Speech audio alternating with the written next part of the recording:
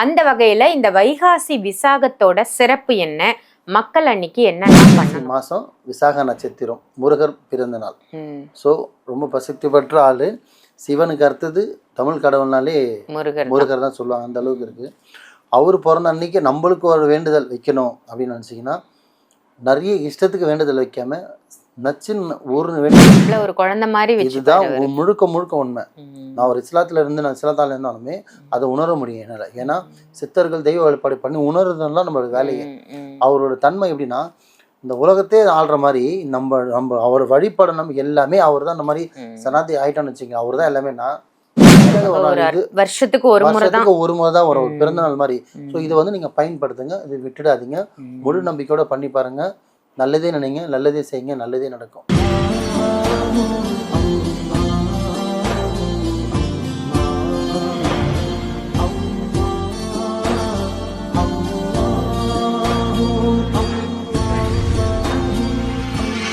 மர்ஜன் மணியர்கள் அனைவருக்கும் அன்பான வணக்கங்கள். புழல் காவாங்கரை ட்ரிபிள் டவர்ஸ்ல இருக்கக்கூடிய மாலிக் பாய் அவர்களை தான் சந்திக்க வந்திருக்கோம். வணக்கம் பாய். வணக்கம்மா பாய். இன்னைக்கான டாபிக் வந்து வைகாசி விசாகம்.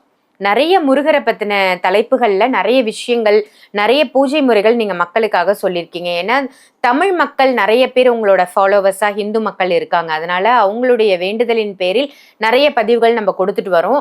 அந்த வகையில இந்த வைகாசி விசாகத்தோட சிறப்பு என்ன? மக்கள் அன்னைக்கு என்னெல்லாம் பண்ணணும்? வைகாசி மாதம் விசாக நட்சத்திரத்தில் பிறந்தது தான் முருகர்னு ஐதீகம் சொல்லுவாங்க. பெரியவர்களும் முன்னோர்களும் பாரம்பரியமாக சொல்கிறது தான் வைகாசி மாதம் விசாக நட்சத்திரம்னு. அன்னைக்கு பார்த்தீங்கன்னா வேண்டுதல்னு வச்சிங்கனாலும் முருகர்னாலே சிறப்பு தான். நல்லதுமா. விஷயம் என்ன பார்த்தீங்கன்னா, வைகாசி மாதம் விசாக நட்சத்திரம், முருகர் பிறந்த நாள். ஸோ ரொம்ப பிரசித்தி பெற்ற ஆள். சிவனுக்கு அடுத்தது தமிழ் கடவுள்னாலே முருகர் தான் சொல்லுவாங்க. அந்த அளவுக்கு இருக்கு. அவர் பிறந்த அன்னைக்கு நம்மளுக்கு ஒரு வேண்டுதல் வைக்கணும் அப்படின்னு நினச்சிங்கன்னா, நிறைய இஷ்டத்துக்கு வேண்டுதல் வைக்காம நச்சுன்னு ஒரு வேண்டுதல் வைங்க. அதை கரெக்டான முறையில் பண்ணிங்கன்னா 200% நடந்தே தீரும். ஆல்ரெடி முருகரை வர வேண்டினவங்களும் சரி, முருகரை நம்பி இருக்கிறவங்களும் சரி, முருகரை வழிபாடு பண்ணவங்களும் சரி, ஒரு நாளும் அவர் கைவிட்டதில்லை. சரிங்களா? அவர் கிள்ளி கொடுக்குறதே கிடையாது, அள்ளி கொடுக்குறவர் அவர். பட் அவரை நம்பணும். அவர் பார்க்க போற பாதைகள் வேணா கடுமுழா இருக்கலாம் தவிர, ஆனா அவர் போய் சேர்ந்துட்டாலே அதோட வேற மாதிரி இருக்கும். உங்களுக்கு எப்பவுமே கூட இருக்கிற மாதிரியே இருக்கும் அவர் இருந்தாலே. நீங்க எங்க இருந்தாலும் சரி, முருகரை வழிபட ஆரம்பிச்சிட்டீங்கன்னா நீங்க வந்து முருகர் கைக்குள்ள இருக்கிற மாதிரி. நம்மள ஒரு குழந்தை மாதிரி. இதுதான் முழுக்க முழுக்க உண்மை. நான் ஒரு இஸ்லாத்துல இருந்து நான் இஸ்லாத்தால இருந்தாலுமே அதை உணர முடியும் என்னால. ஏன்னா சித்தர்கள் தெய்வ வழிபாடு பண்ணி உணர்றதுலாம் நம்மளோட வேலையை. அவரோட தன்மை எப்படின்னா, இந்த உலகத்தே ஆள்ற மாதிரி நம்ம அவர் வழிபாடு நம்ம எல்லாமே அவர் தான். அந்த மாதிரி சனாதி ஆயிட்டோம்னு வச்சுக்கோங்க, அவர் தான் எல்லாமே. அவ்வளோதான். நம்ம கைக்குள்ளே போயிடும். ஸோ அந்த மாதிரி ஒரு பவர் பட்ட ஒரு ஆள். அவருக்கு நீங்கள் செய்யக்கூடிய வேலை பார்த்தீங்கன்னா, நார்மலாக காலையில் எந்திரிங்க, வீடை ஃபுல்லாக சுத்தம் பண்ணுங்கள், பூஜை சுத்தம் பண்ணுங்கள், சாமி வழிபடுவாங்க. முருகர் படமோ சிலையோ வச்சுருந்தா வழிபாடு பண்ணிவிட்டு நார்மலாக நீங்கள் காலையில் செய்ய வேண்டிய வேலைன்னா, மனசில் ஒரு வேண்டுதல் நடக்காத ஒரு விஷயம் முக்கியமாக அன்றைக்கி செய்யக்கூடிய ஒரு வேண்டுதலைன்னா, வைக்கக்கூடிய ஒரு வேண்டுதலைன்னா, குழந்தை இல்லைன்னா குழந்தைக்காக வேண்டிக்கலாம். ஏன்னா அது முருகரே குழந்தையா வந்து பிறந்தோம். அதனால நீங்க அன்னைக்கு குழந்தை வரம் வச்சீங்கன்னா 200% நடக்கிறதுக்கான வாய்ப்புகள் உண்டு. ஏன்னா முழு நம்பிக்கையோட வைங்க. என்ன இப்படி வைக்கணும்னா, 4 முறை அகல் விளக்கு வாங்கிக்கிங்க, நெய் தீபம் மாதிரி போடுங்க, 6 விளக்கு வாங்குங்க. அதை வந்து பார்த்தீங்கன்னா, ஒன்று கோவில் நீங்கள் என்ன சொல்றது பூஜை மாதிரி வச்சிருந்தீங்கன்னா அதுக்குள்ளேயும் வைக்கலாம், இல்லை ஹால்லையும் வைக்கலாம். ஸோ கிச்சனில் சாமி படம் மாதிரி வச்சுருந்தாலும் வைக்கலாம். ஆனால் 6 விளக்கு வைக்கணும். எத்தனை விளக்கு? 6 நெய் தீபம். 6 விளக்கு வச்சுட்டு 6 நெய் தீபத்தை போட்டு விளக்கு ஏற்றிட்டு அந்த ஒரு விளக்கும் நீங்கள் அதை ஏற்றும் போது வேண்டுதல் நீங்கள் வைக்கணும். 6 விளக்குக்கு 6 வேண்டுதல் கிடையாது. அந்த 6 விளக்கு ஏற்றும் போது ஒரே வேண்டுதல் தான் நீங்கள் 6 தடவை நீங்கள் சொல்லி ஏற்றுற மாதிரி. இப்போ குழந்தை பாக்கியம் வேணும் அப்படின்னா அதை மனசால நினைச்சுக்கிட்டு 6 விளக்கு. நீ எனக்கு வந்து குழந்தையா பிறக்கணும், எனக்கு ஒரு ஆண் வாரிசு வேணும், இல்லை பெண் வாரிசு வேணும், நான் குழந்தை இல்லாமல் ரொம்ப கஷ்டப்படுறேன், இன்னும் சமுதாயம் தப்பா பேசுது, என் மாமன் தப்பா பேசுறாங்க, உங்க மனசுல என்ன வழிகள் இருக்கோ அதை யார்கிட்ட சொல்றது? பெற்றவங்க கிட்ட சொன்னா நான் படைச்சவங்க கிட்ட தான் சொல்லணும்.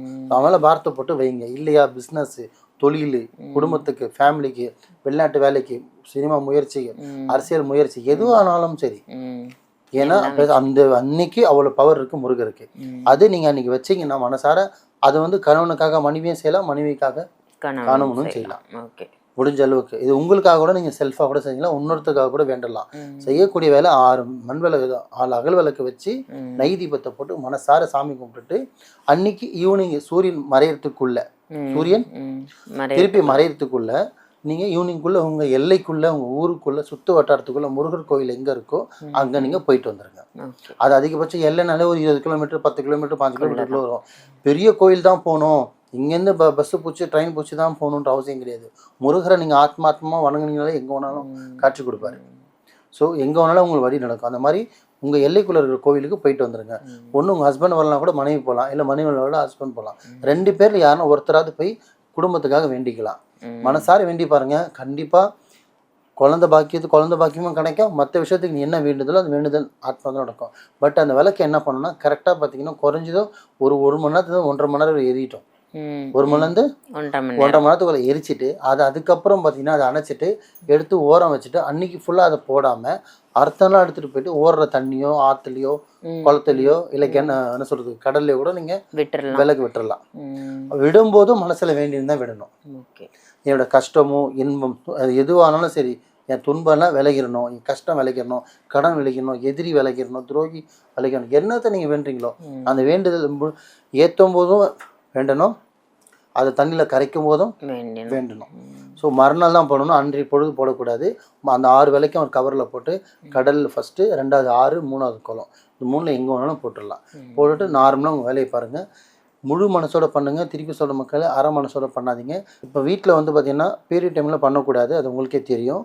பட் இருந்தாலும் இப்போ வீட்டில் 2 லேடிஸ் இருக்கீங்க, இப்போ பாப்பாவுக்கு குழந்தை இருக்கா, அவங்களுக்கு அந்த பீரியட் டைமாக இருந்தால் நீங்கள் வீட்டை சுத்தம் பண்ணிட்டு நீங்கள் அதை விளக்கு பறிக்காத நீங்கள் பண்ணலாம். இல்லை நீங்கள் சுத்தமாக இல்லைன்னா நீங்கள் அந்த கையை வைக்காமல் சைடே வராமல் உங்கள் பொண்ணு அதை பண்ணலாம்.